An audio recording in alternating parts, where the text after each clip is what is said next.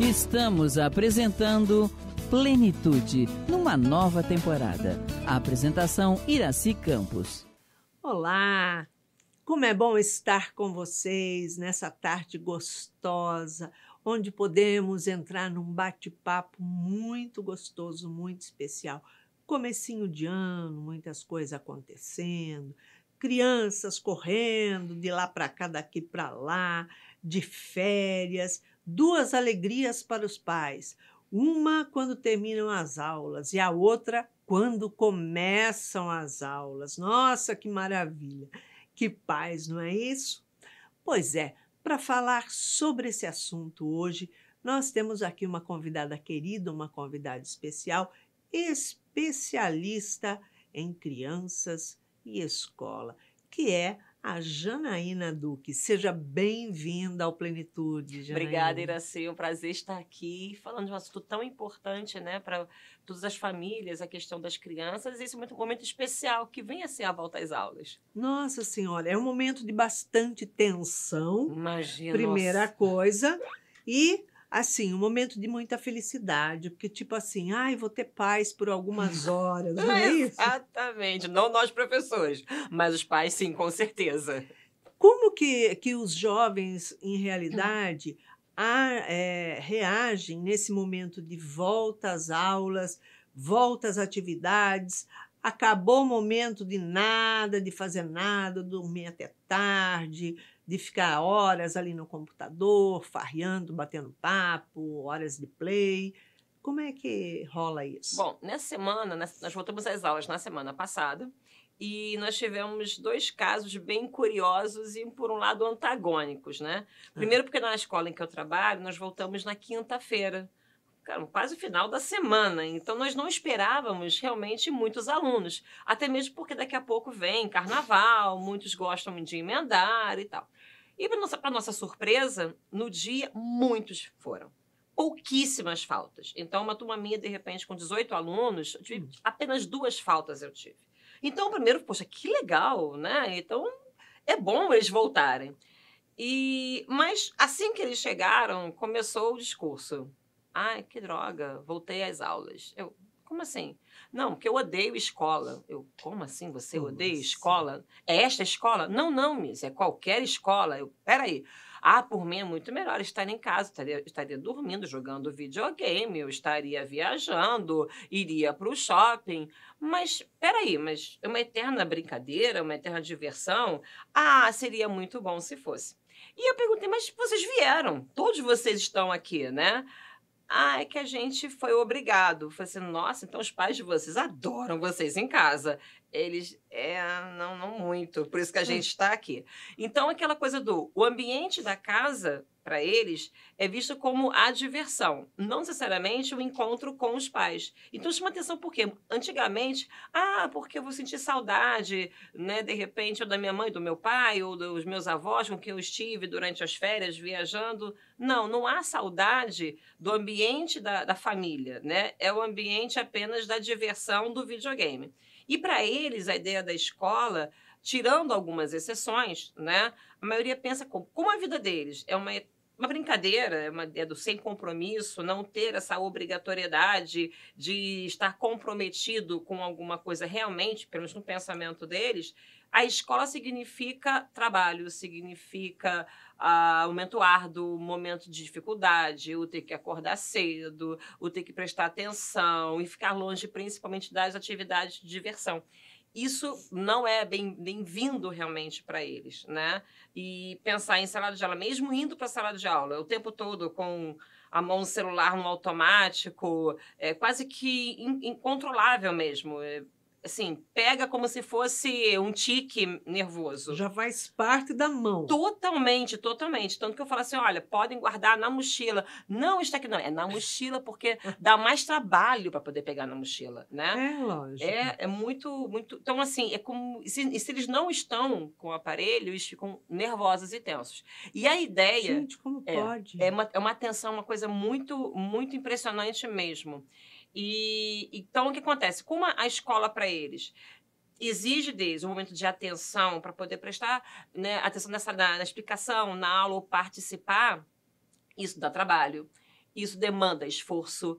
E tudo que demanda esforço para eles não Tá é legal. fora. Tá fora.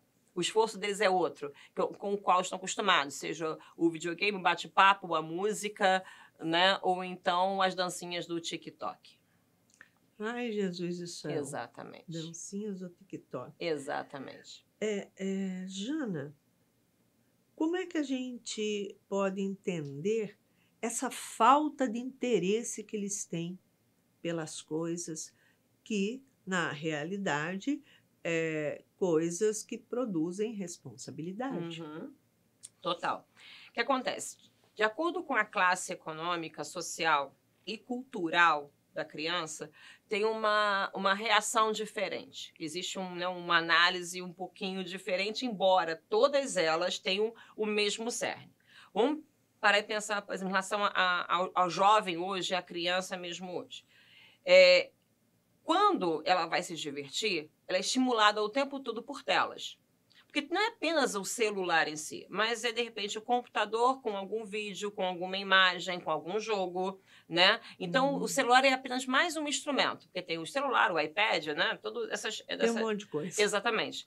Então, quando ela está ali, a interação dela, praticamente, é em cima daquele foco do jogo apenas. E ela perde a atenção em relação ao local, ao redor dela. Outro fator, ela é o tempo todo estimulada no sentido de receber, receber, receber, receber. E nessa agilidade do receber, não há o parar para observar, pensar, analisar, né, o que eu poderia fazer.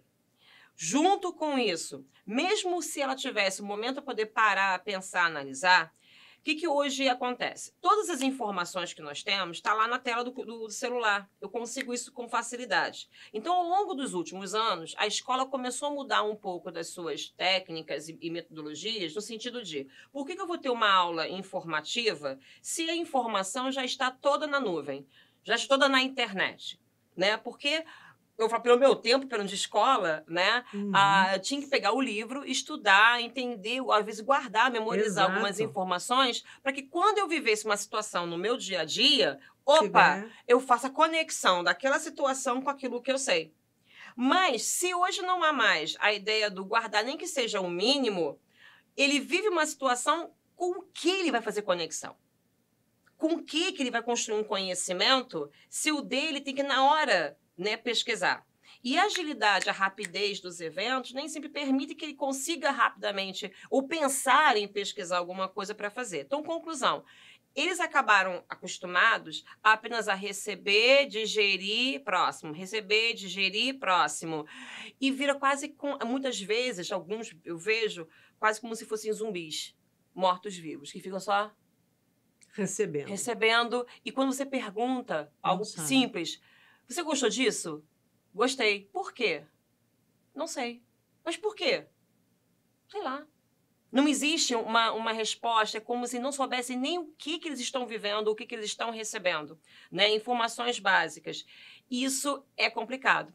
Então, o que acontece? Se eles não têm desenvolvimento de guardar uma informação, de processar essa informação, o cérebro não desenvolve essa habilidade. É somente o quê? O receber, copiar, receber, copiar. E no caso do videogame, ok, você tem atenção, você tem, às vezes, estratégia, mas a maioria dos jogos com os quais eles jogam não são jogos muito assim de estratégia, é muito mais do reagir. Né? Eu tenho que atirar aqui, então é muito mais de estímulo, é muito mais... rápido. Exatamente. Para ver se ele tem a resposta imediata. Agilidade. E resposta imediata, agilidade, você não para pensar.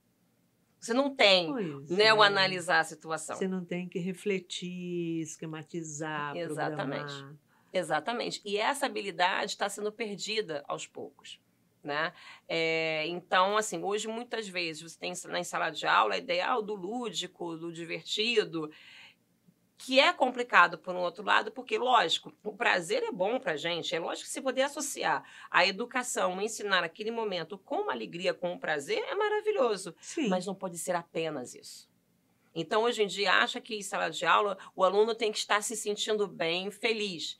Mas o que é o conceito de felicidade, de alegria, de bem-estar para eles? É o poder fazer o que eles querem. e não ter dedo compromisso com alguma atividade, com alguma proposta. Então, acontece, se antigamente nós tínhamos em sala de aula poucos alunos que estavam desinteressados, hoje nós temos poucos alunos que têm algum interesse. Porque a maioria é o famoso vou levando. Isso realmente me preocupa e nos preocupa. Vai atropelando. Totalmente, totalmente. E como é que você sugere incentivar, estimular o interesse dos jovens, das crianças, pelo autoconhecimento? Porque até então eles estão só olhando. Entrega aqui, eu recebo, mas eu não tenho que fazer esforço nenhum. E autoconhecimento exige esforço. Muito. E isso é também outra questão séria. Na escola em que eu trabalho, nós temos um momento, nós chamamos de advisory, que é um momento em que batemos uma conversa, um bate-papo, a conversa com os alunos, geralmente ligado a algum assunto atual, algum assunto ligado até emocional, né, das crianças e dos adolescentes. Então, essa semana, por exemplo, nossa, foi sobre a questão da ética dentro das redes sociais. Né? Como agir diante das redes sociais, questão do bullying, o que você escreve, o que não escreve, a questão de valores em si. E me chamou a atenção quando eu projetei no quadro uma tabela com diversos valores. A questão da saúde física, saúde mental, a identidade, integridade, todos eles. Eu comecei, gente, olha, nós temos aqui um quadro com diversos valores. Quais desses eu nem completei? A pergunta veio, nenhum, eu não tenho nenhum. Isso me chocou. Estou falando uma criança, uma adolescente ali de 14 anos. Peraí, para tudo, porque sei que você não se interessa por nenhum deles. Não me interessa. Nem para sua saúde física, nem sua saúde mental, sua identidade, poder você expressar os seus pensamentos. Aí levou assim aquele choque. Não, quer dizer, isso tudo bem. Tá, mas o que são valores para vocês? E não sabiam responder. O que vocês se sentem? Não sei. Eu só sei que isso aqui, esse momento, a escola, para mim, eu me sinto presa. Eu quero poder fazer o que eu quiser. Mas o que você quer realmente fazer? Sei lá. Então, acontece, eles não conseguem, como não conseguem parar nem para poder entender os seus sentimentos, nem entender o que está se passando dentro deles, é lógico que não vão conseguir expressar, verbalizar nada. Então, é um misto de ausência de linguagem com ausência de conhecimento para poder conseguir se expressar. E aí, o que acontece? De novo, vamos voltar. Essa ideia de quando, na década de 90... no Brasil principalmente, houve uma mudança nas leis e a concorrência entre as escolas passou a ser muito maior. Houve uma facilidade de abertura de novas escolas. O que antes existiam vários empecilhos, várias regras, depois houve uma facilidade. Conclusão, se você está acostumado a ter os teus alunos, né, os seus 200 alunos, por exemplo, na sua escola, com a abertura de nova escola na esquina, houve uma divisão. Então, você perde. Entrou a concorrência a todo custo entre as escolas. Começou a ideia, aqui você sente o prazer, aqui você tem a alegria em estudar. Aqui, metade vem essa ideia da concorrência, aqui você passa no vestibular, e outra metade aqui você se diverte estudando. Então, a sala de aula virou muito mais muito de entretenimento. E o professor foi cobrado realmente isso, o entreter. Se o aluno está em sala de aula, não tem alegria em estar em sala de aula, temos um problema. Porque ele tem que sentir o prazer em estar lá. E aí, no prazer... Obrigação zero. Exatamente. Mas prazer, exatamente. Total. Então, quando você vai começar a cobrar em relação... Olha, mas você tem que aprender isso, você tem que entender, analisar, fazer essas conexões... mas isso dá trabalho, isto eu não consigo. Frustração, tristeza, e vai. Como esse aluno, em casa, muitas das vezes, ele não tem uma base emocional boa, não tem esse acompanhamento dos pais no olhar atencioso com ele, no sentido de... muitas vezes fora de casa por causa do trabalho, cada um com as suas próprias questões, e a criança tem que aprender... né, a se virar no dia a dia sozinho, quase como fosse uma selva, para sobreviver nessa selva, ele não aprende a lidar com essas emoções, não aprende a lidar com os seus fracassos, com os seus erros. Então, o aluno, ele não pode errar. né? Vamos de tudo para que ele não erre. Mas se ele não erra, se ele não se frustra, ele não aprende a superar justamente esses desafios, os obstáculos, que faz parte do aprendizado. Sim. Então, conclusão, se o pai vê que, mas aqui o meu filho não está feliz, não está passando de ano, não está tendo bom desempenho, eu vou tirá-lo da escola, porque aqui não serve. E é claro que toda empresa tem as suas obrigações.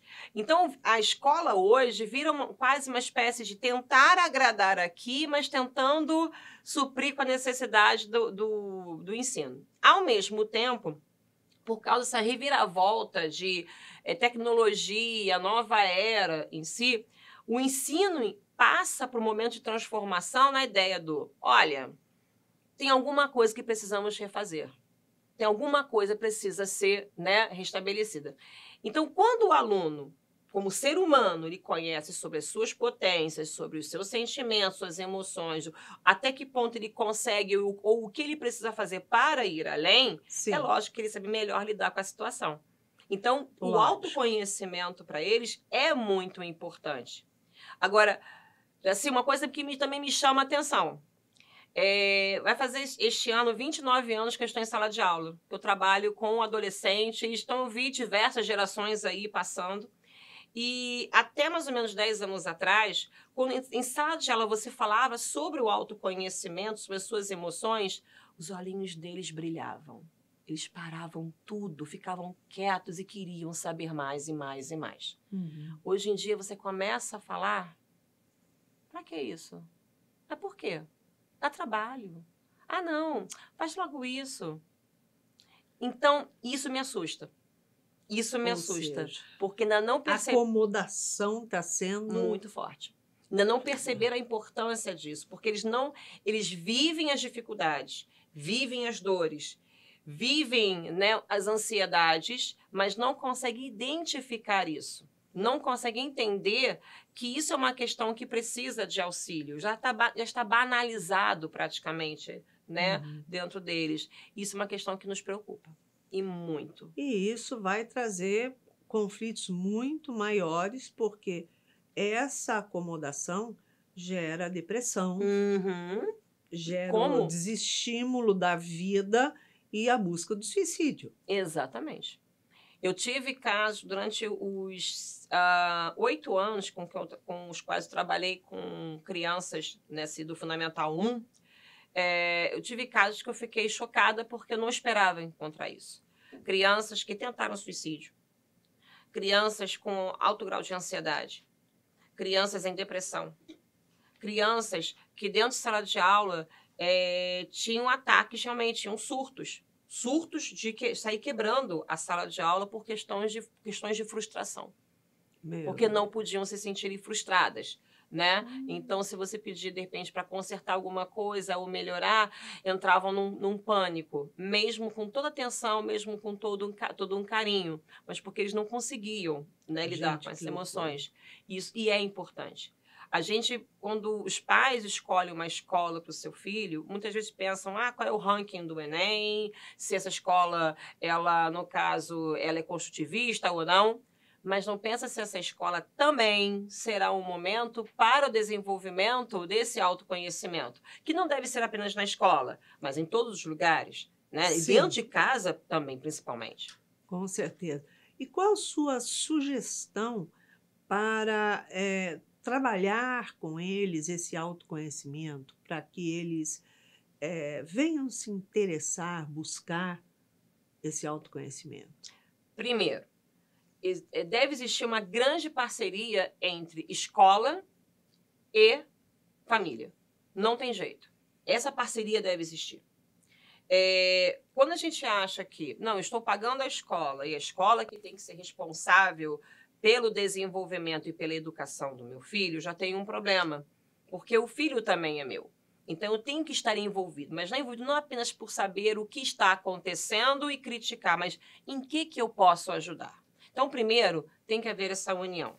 Segundo, uma conscientização dos pais que o fato de que o filho necessita de um apoio necessita desse auxílio, precisa dessa força, não significa que os pais tenham errado em alguma coisa. Tirar esse tipo de culpa, né? De achar que se eu vou buscar algo voltado para o emocional, o autoconhecimento do meu filho, é porque eu não fui capaz de... Não. Acontece nos seres humanos, todos nós precisamos, cada um de nós vive, né? Nós vemos as nossas dores, nossos anseios, nossas vontades, e eles também. E adolescente vive essa transformação dentro de si, biológica, química, hormonal, né? Emocional, precisam dessa orientação. Então, o segundo momento é esse, a conscientização dos pais de que o filho precisa. Né?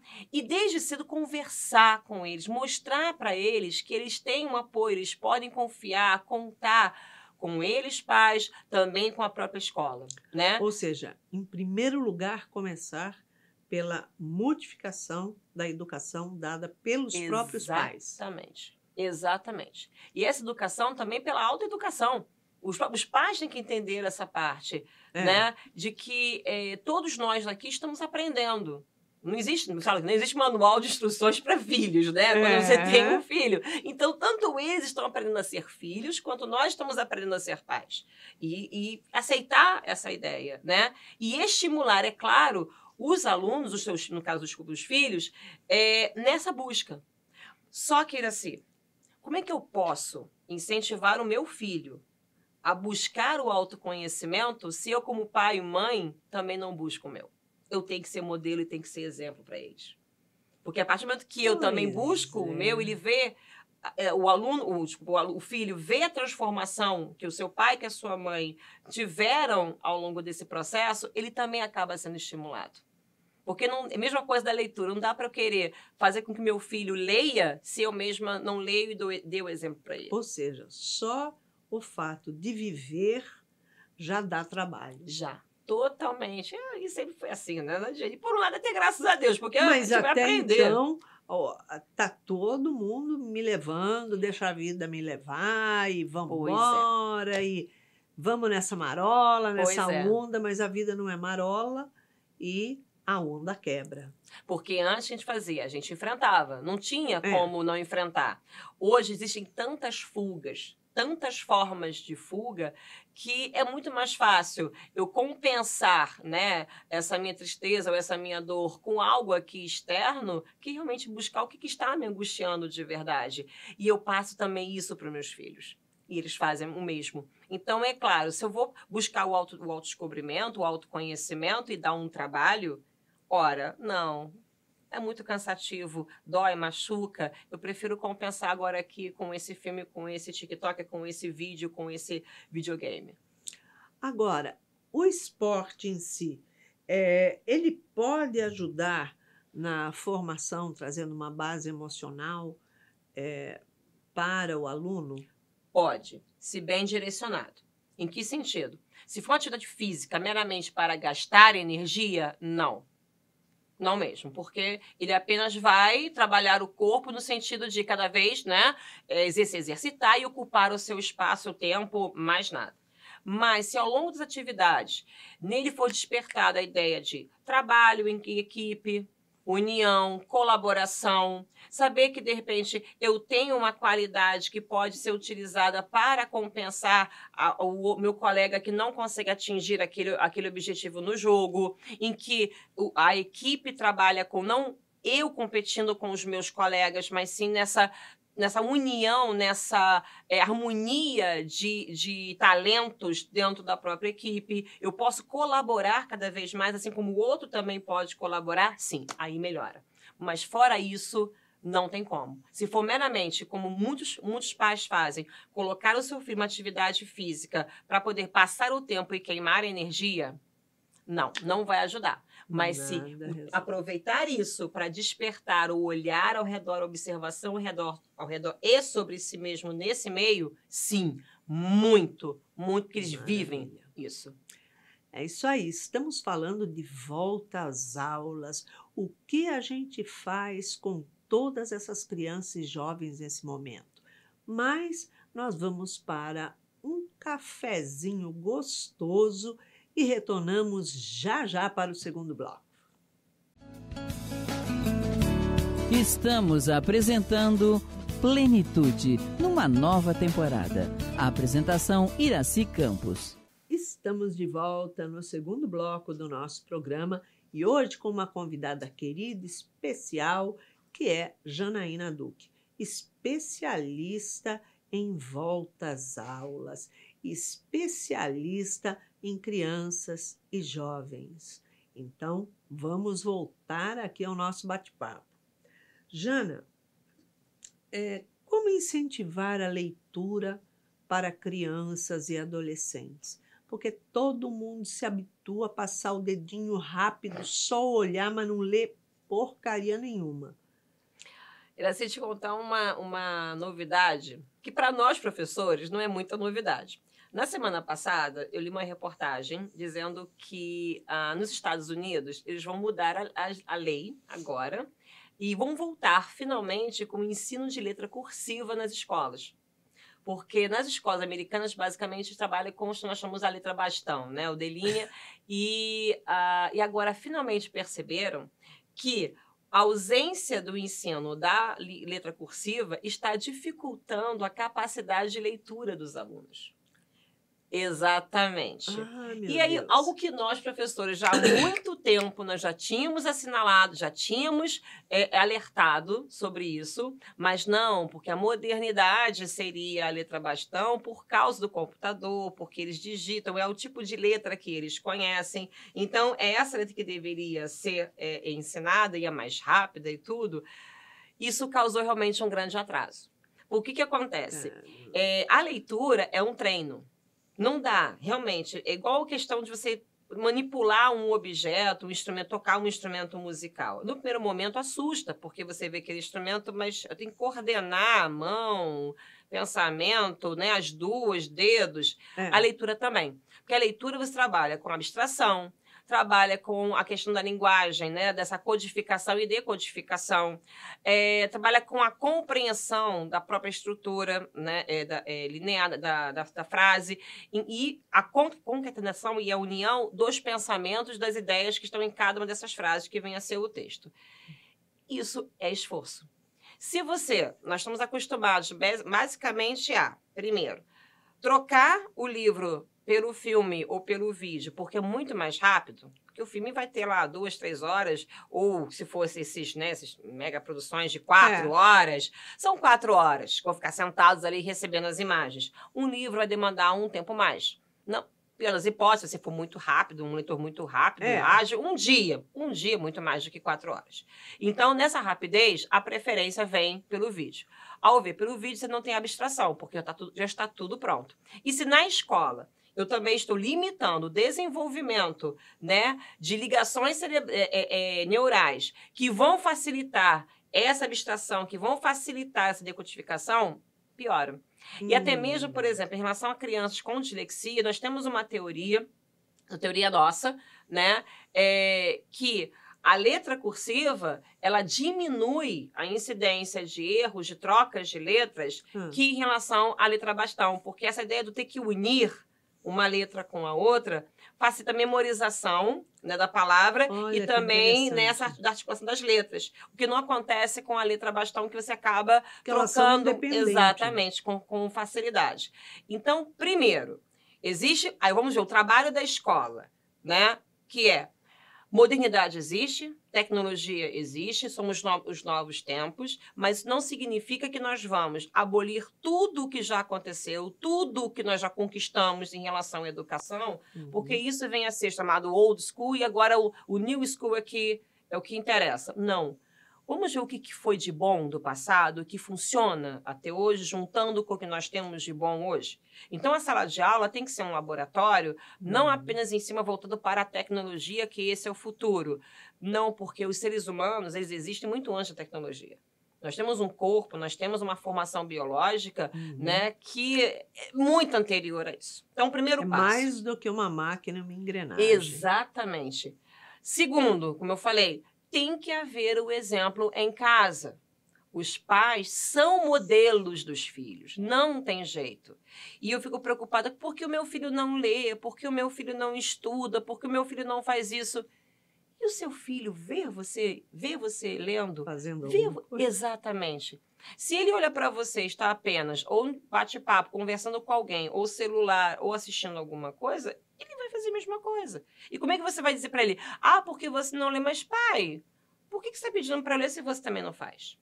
Né? Então, se o pai e a mãe podem, desde cedo mesmo, já desde contar histórias antes de dormir, gente, coisa mais gostosa, ler um livro para o filho. Ah, mas eu não tenho tempo. O tempo a gente faz. Exatamente. Ainda mais para uma criatura tão importante que vem esse nosso filho que está em desenvolvimento. Né? Aquilo ali é um ser que foi emprestado para nós, para que nós possamos colaborar com o seu desenvolvimento. Eu tenho que arrumar um tempo, sim. Se eu, de repente, preciso cuidar do meu corpo por algum motivo, eu vou arrumar esse tempo. Por que também não arrumar o tempo para o meu filho? Então, eu tenho que, desde cedo, mostrar para o meu filho que o livro é um instrumento gostoso, faz parte, tem aquele cheirinho, tem o toque, né? Então, isso é uma forma também. E conversar com o filho, não é apenas, você já leu, né? Tem uma aluna minha que ela falou assim, Miss, eu comecei a ler o livro que você pediu, sabe por quê? Eu falei assim, por quê? Minha tia prometeu que a cada capítulo que eu lesse do livro, eu ganharia R$50. Aí eu fiquei, hã? Então existe uma troca aí. Então eu vou conseguir ler. Mas a história não conta. Eu vou conseguir ler. Exatamente. O que acontece? Se eu tenho o pai, né? Olha, se eu te der dinheiro, eu vou comprando. Qual é a relação que você tem em relação ao livro? Opa, o livro é um instrumento o quê? Monetário para mim. Sim. Financeiro. Não é de estudo, não é de aprendizado. Exatamente. Então, assim, se a família também em casa, com qual passa o maior tempo com o filho, mostrar o livro como um instrumento prazeroso, como algo bom para eles e que eles podem extrair dali, né, conhecimento, imaginação, como nós fazíamos, né, bem antes, ajuda também. Então, de novo, eu falei, é uma parceria escola e família. Não dá para jogar apenas na escola, mas também não dá para jogar apenas na família. Os dois têm que trabalhar juntos, né? Exato. E uma coisa que eu também falo muito, é lógico que cada um tem um gosto. Para começar a desenvolver a habilidade da leitura, comece sim com um título, com exemplares cujos temas são de interesse, né, da criança. E a partir daí, desenvolvendo a facilidade da leitura, ele começará a conseguir ler qualquer outro livro. Porque tem aquela resistência no início. Quebra a resistência e ele vai naturalmente se interessar. Crie jogos em casa, né? Por exemplo, vem cá, eu tive um personagem que eu me lembro que ele vivia uma aventura. Você se lembra que personagem vem a ser esse? Né? Ou então, que, de repente, história você gostaria de ler ou de contar? Que herói você leu nos seus livros que muito chamou a atenção e por quê? Né? Não basta apenas, que muitos pais fazem assim, não, eu vou pedir para o meu filho ler e pedir para ele fazer o resumo. Não faça isso, porque ele vai associar a leitura com a tarefa e não com o prazer. Não com a alegria de verdade. ler. Então, o que você faz? Leia com ele, converse sobre a história. Né? Em sala de aula, com os meus alunos, nós, por bimestre, a gente lê e trabalha 2 obras no mínimo. Então, o que eu faço? Eu vendo peixe para eles. Então, pode ser a história assim, mais estranha, mas eu vendo para eles de um jeito que, Miss, eu não vejo a hora de começar a ler esse livro. Vamos ler juntos. E lemos juntos, mostrando palavras, vocabulário, ou até mesmo informações que eles não têm. Por exemplo, estamos lendo agora Tristão e Isolda. Aproveitar para conhecer toda a parte da Idade Média, dos povos celtas, os costumes da corte, né, sociedade. Isso estimula realmente a imaginação deles. Que vem fazer eles buscarem algo que eles não conhecem e se interessar, né? Exatamente. Então, se colocar a leitura não como uma obrigação, mas como um instrumento de prazer, de conhecimento, descobrimento, é uma alternativa. Eu falo com os meninos. Hoje em dia, nós temos, na parte cultural, uma repetição sempre do mesmo. né? Então, nós temos cantores diversos, mas quando você coloca as músicas, parece que vem assim, a mesma música, a mesma batida, a mesma introdução. Eu não consigo ter uma identidade. Mas ok, vocês gostam, ok, eu respeito. O problema não está em vocês gostarem, né, dessa música, mas em vocês apenas conhecerem essas músicas. Exato. Então, tem que ampliar, né, esse horizonte cultural dos meus filhos e também dos meus alunos. E o livro também está presente. Mostrar que, olha, o celular é um tipo de diversão, mas a leitura também é. Então, ter um momento da leitura, um momento do celular, o momento, né, do YouTube, o momento do futebol, o momento do jiu-jitsu, o momento do balé. Cada um tem o seu momento.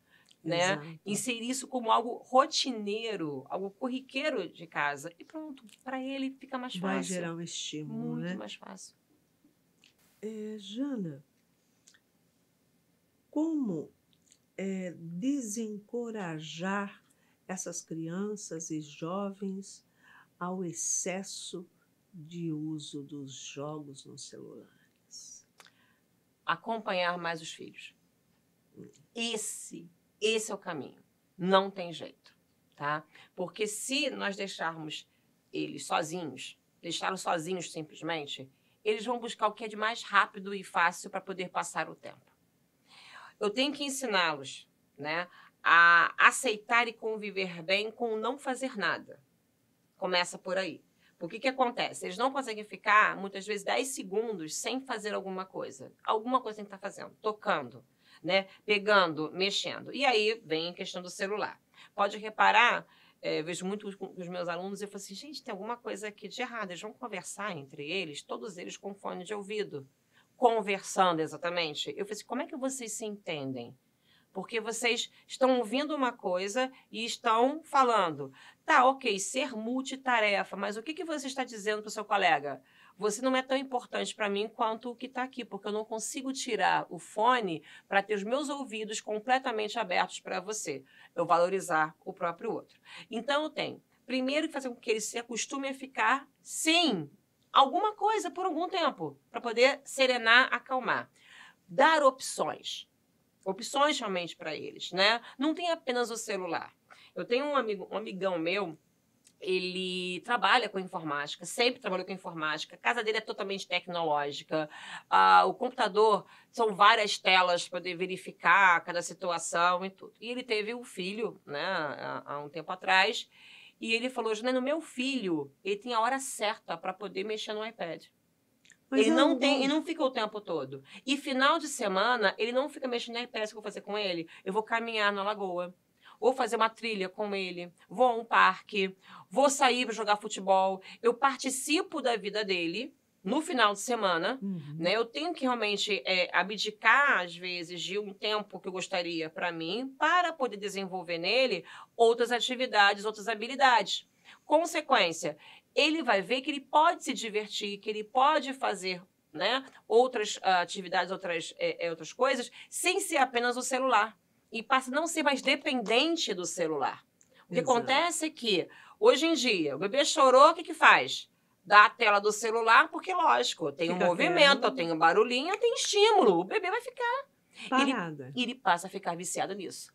Porque saiu daquilo, perde a referência. Então, ele quer o tempo todo. E é lógico, começou a chorar, é mais fácil você dar a tela para poder, né, deixar o bebê quieto, que você começar a instruir, dar atenção, fornecer o carinho, o afeto, a segurança. E assim, você tem que parar o que está fazendo para justamente dar atenção. Dar atenção. Para trabalho. Eu também tenho que abdicar um pouquinho de mim quando eu escolho ser mãe. Não tem jeito. Não tem jeito.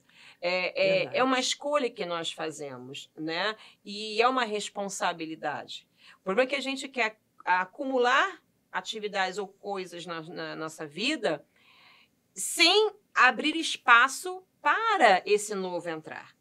Então, eu não quero perder a minha diversão, eu não quero perder o meu emprego, eu não quero perder o meu bate-papo.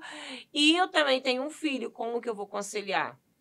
Né? A física já explica, não dá materialmente aqui falando, dois corpos ocuparem o mesmo espaço, eu tenho que abdicar, né? Então, são esses os caminhos. Dá um pouquinho de trabalho no início? Dá. Vai fazer birra? Vai fazer birra. Mas é com calma, carinho, firmeza e, principalmente, segurança. Passar essa segurança para o filho.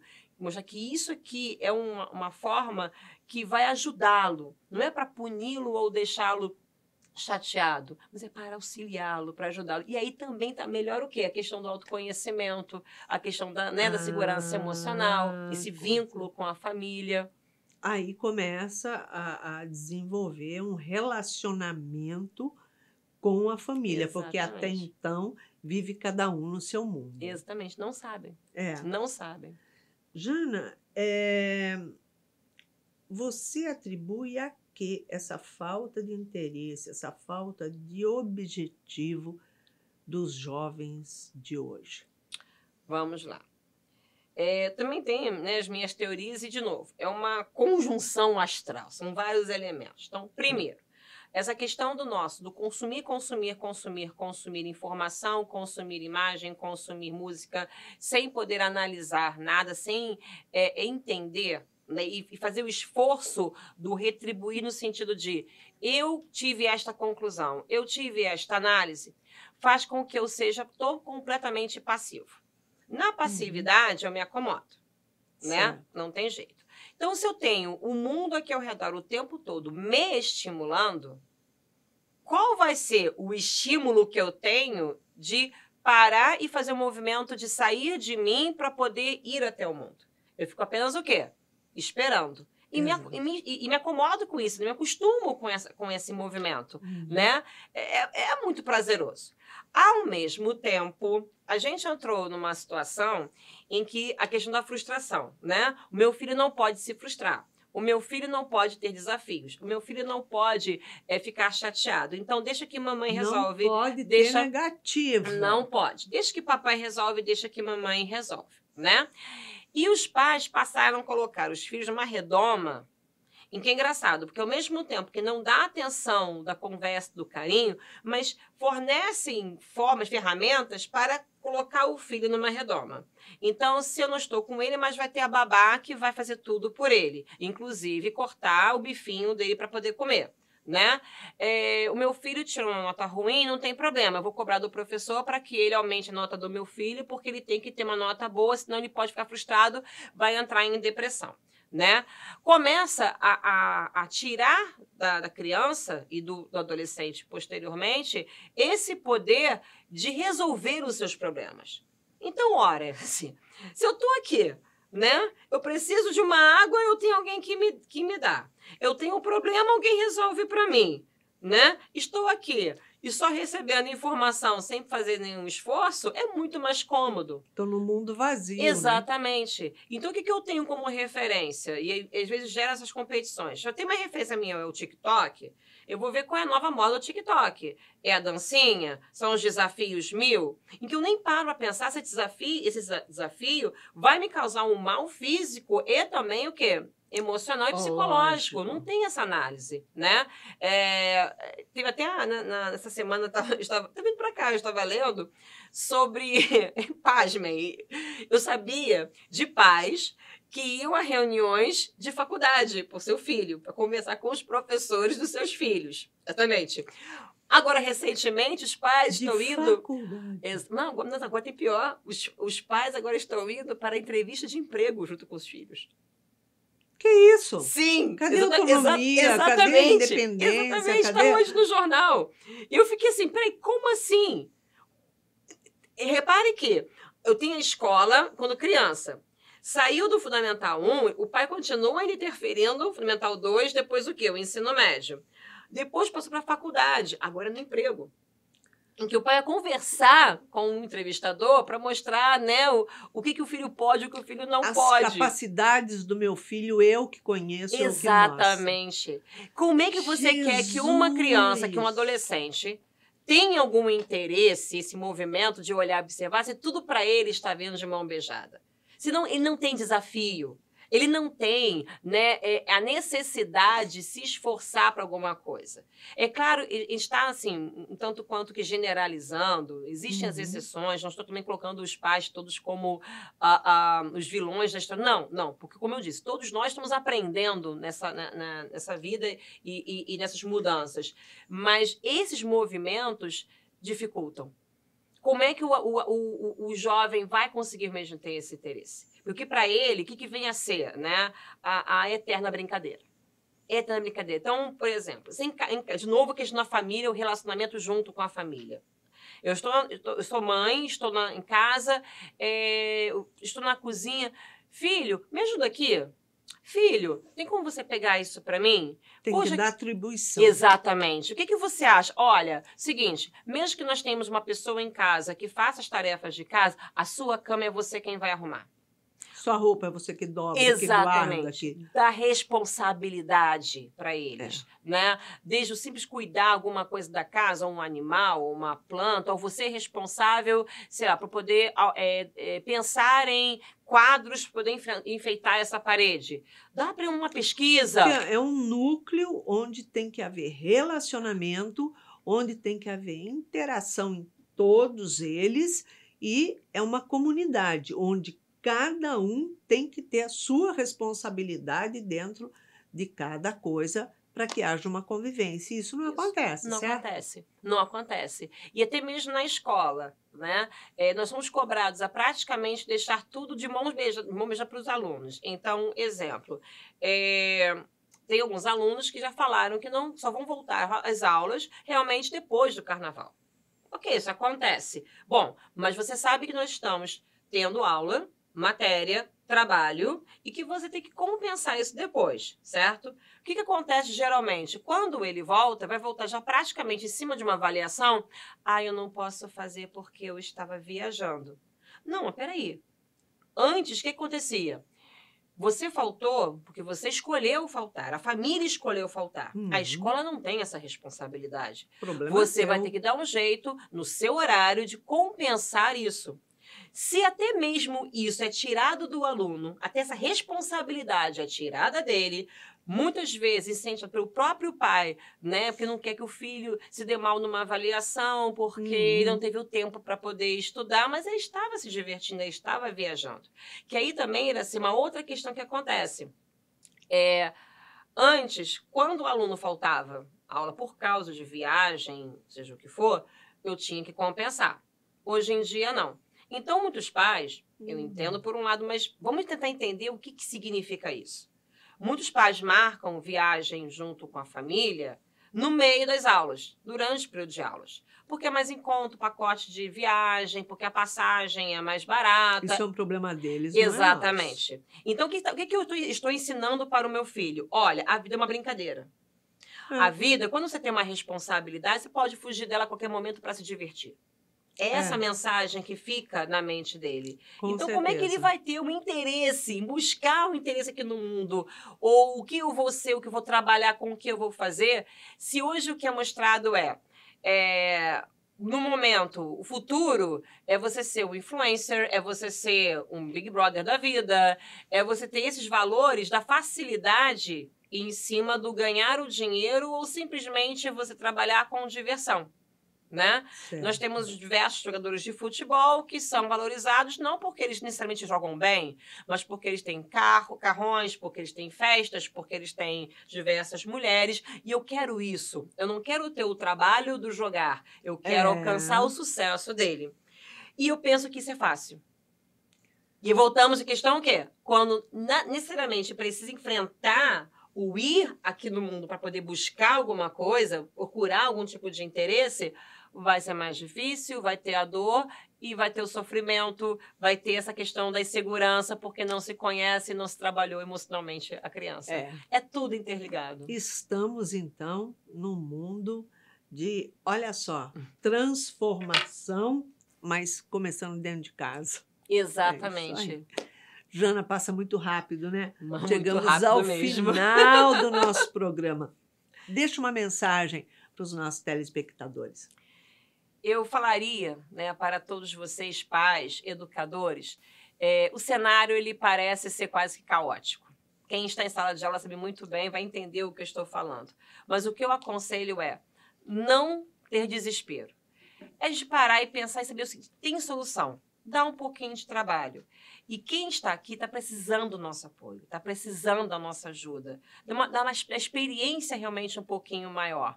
Nós podemos aprender com eles e muito, mas também podemos ensinar essa troca entre as gerações, né? Então, não é um bate-papo em relação à questão do o fim do mundo. Não, Sim. é apenas um alerta. O que podemos fazer, então, a partir de agora? Ok. Jana, obrigada pela sua Obrigada presença a você, no nosso Iracy. programa. Obrigada mesmo.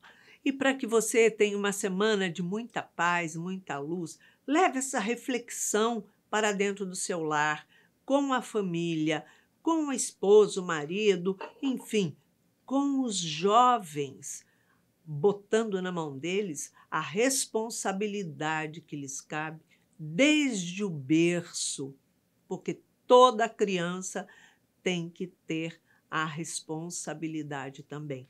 Então, deixamos aqui um beijinho cor-de-rosa, cheio de muita paz e alegria para você. Ótima semana.